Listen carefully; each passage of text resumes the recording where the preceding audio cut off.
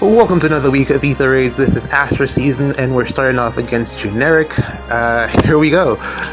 We're using the new kid on the block, Neathhogger, and pretty sure she's going to steamroll everything this week. She is so terrifyingly strong. I feel like they went a little bit too hard with their design, but kind of needed, given the fact that she's going to be a mythic.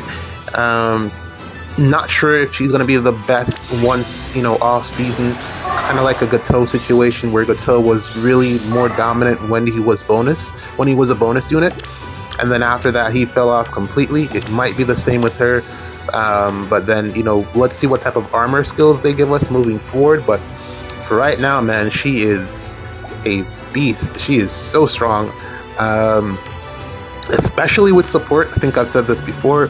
She'll age even better with support, and the only struggle is trying to figure out how to build a team around her. To keep, of course, armor balls are really slow, and they stall a lot in terms of movement, mobility. So I got some warping here, and I've been contemplating whether or not I should bring in some Arbor March just so that I can get moving around, but. For now, this is what we got. This is pretty straightforward. Not going to break the structures just yet. Let's get rid of Micaiah first, and then take on Sigurd. Hopefully Felix should move on this turn, and we'll get him off the board as well. Duma there won't be doing anything because he's being converted to a save, which is, I guess, the next best thing. I mean, what else are you going to do with an armored unit at this point? Especially when they've aged out. And this would have been tricky to Gale Force into because of the miracle effect, but it is, there is counterplay, and you are just able to just do more damage than they can tank. But man, it's crazy how she's able to just survive against this Attuned Micaiah, who has been a menace this entire year. Micaiah, who is easily able to solo Emblem Ike, dies to my unmerged Neathhogger. That just goes to show you, man, power creep is indeed a thing, and it comes in many different shapes and sizes, because Micaiah with armor effective damage should win that matchup hands down all the time. But I guess Weapon Triangle does exist, and even with armor effectiveness, it's just not enough. We're gonna take on Sigurd here, and what was interesting from that last turn is the fact that Felix didn't move, even though he could have. But typically what happens is, if there's no space for a melee unit to move into, if your defense is boxed off, then none of them will typically move. But I was surprised that Felix didn't move on that turn. That was really interesting. So I'll keep that in mind next time. Although I doubt it will really come into play, but that was really interesting. I'll say that much. But yeah, man. I don't know if I'm going to use this team for the entirety of the week, because it is really difficult to move around. A lot of infantry units and a lot of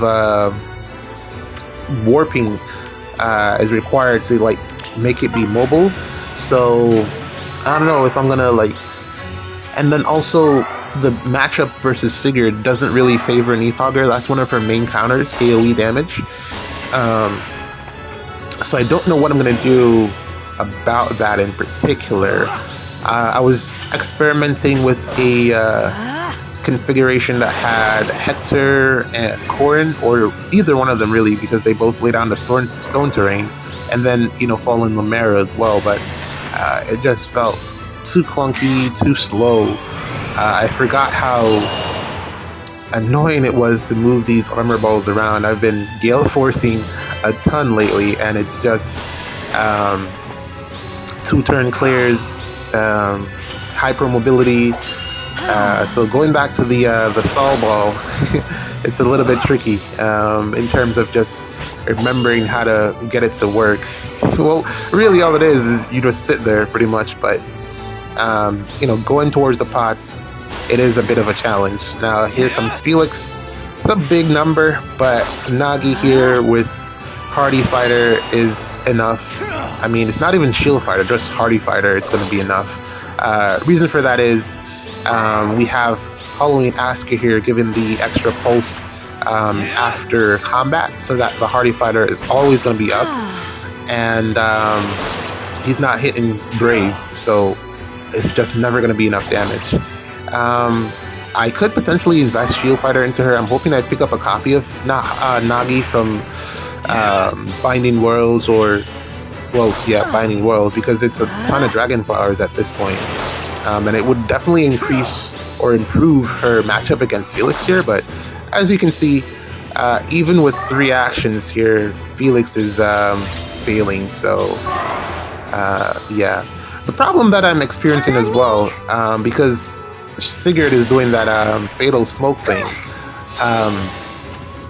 the problem is Neathhogger, because she takes so much damage from the AoE, she's typically down to 1 health the majority of the time, and it depends on how the it depends on the order of actions.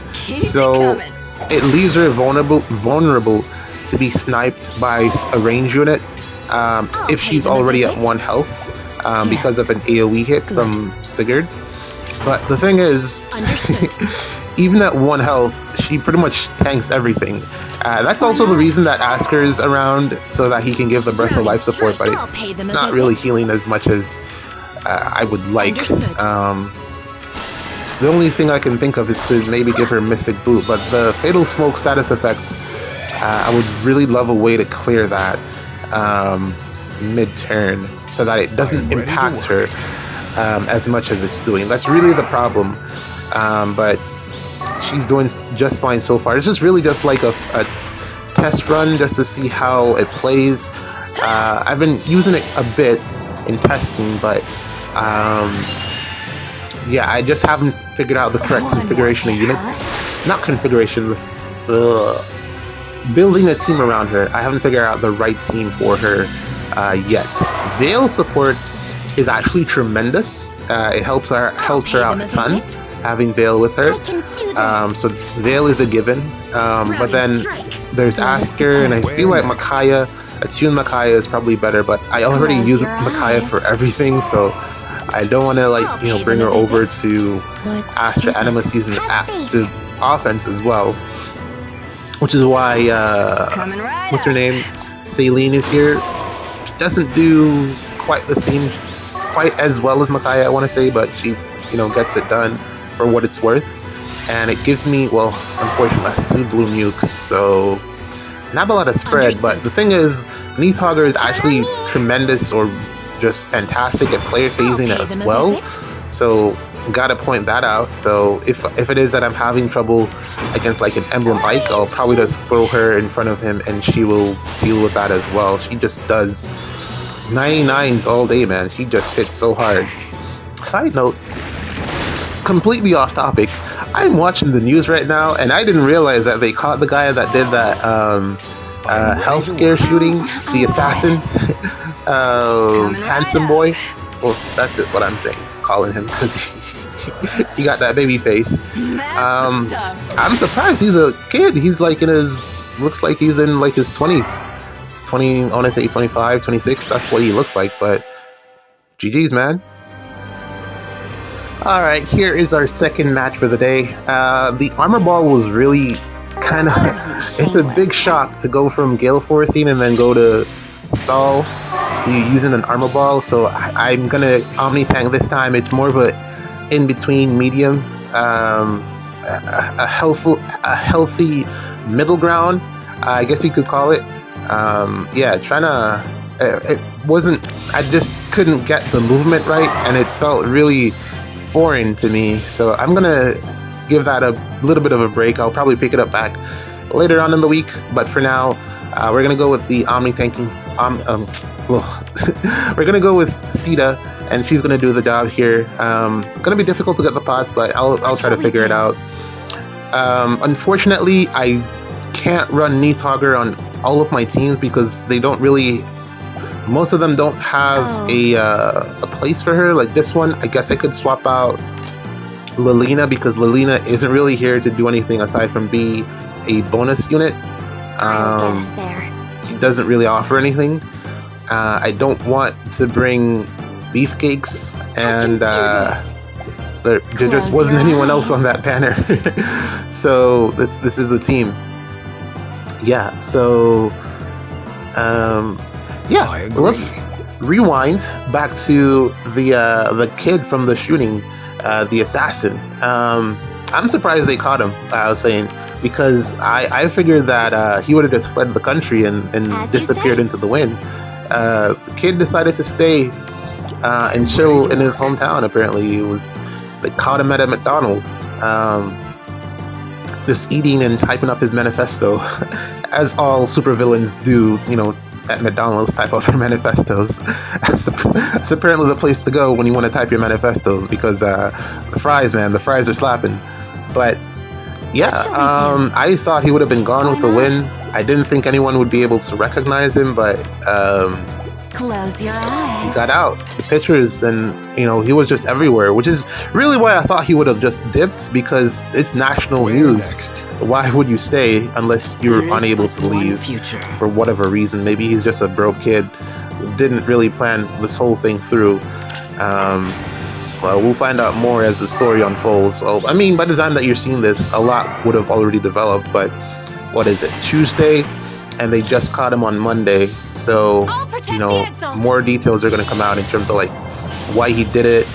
I feel like personally, my tinfoil hat theory is that someone paid him off and he decided to go on his villain arc. So, I don't know, maybe he got dumped by his girl and he decided, well, this is the best way to go out. And he just went full send with his Peacemaker arc. Yeah, that's what my headcanon is. But I don't know, maybe he's just a dumb kid who just doesn't know what to do with his life and decided to go to jail for the healthcare system, hoping that what he's doing will somehow fix it. But the U.S. healthcare system is really, really busted. I wouldn't even blame the U.S. healthcare system in general. Most health insurance systems globally are a pain to deal with. Insurance in general, I feel, is a big scam. Just, recounting my own personal experience with it, I wish I had someone, like an older father figure in my life just to tell me, don't do, certain mistakes. But man, it is what it is. You live and you learn, and you just gotta keep it moving. But insurance is a big scam, man. Be careful about the whole insurance thing when you're going into it, because they will look for every excuse just to not pay you, or just to get out of that contract that you've been paying for how many 20, 60 years, however long you have it.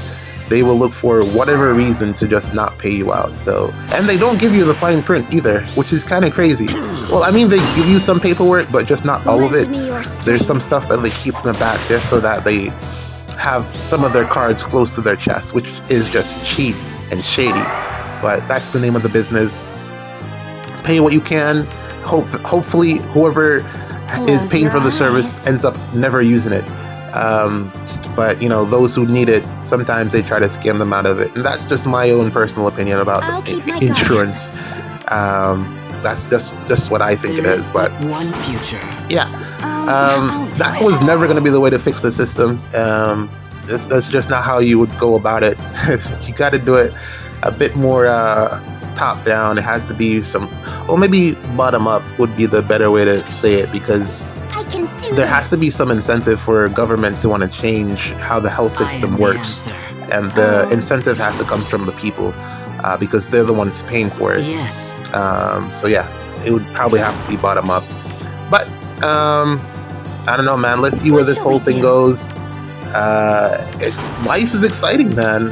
Ready to work. Looking back at it, after high school, you're like, man, I'm just gonna work and then have a family and then that's it. But life stuff just keeps happening, and you're just like, what is going on? This is like you're living a movie, but you're like, is this even real? And then you gotta pinch yourself sometimes. It's just some of the things that people do, and you're like, man, you're just so dumb. Why would you do that? But then also, thank you for the entertainment and keeping life exciting and keeping something going on. I'll keep my guard up. Regrettably, as it is, I guess you could say that, because those, it's a completely unnecessary death. He just hopefully, like, that's one of the things that I like think about sometimes, like why I want to like believe in reincarnation, even though I'm not like religious. I wouldn't. As you say. Probably, but I just want to believe in that because some things just don't make sense, and then you just kind of want to get a second chance at it. What shall we do? You know, from a different. Just be better, you know. Hopefully, you can in another life. I don't know, man. It just seems weird to just go out like that. Kind of crazy. Rest in peace to that guy, man. See you in the next one.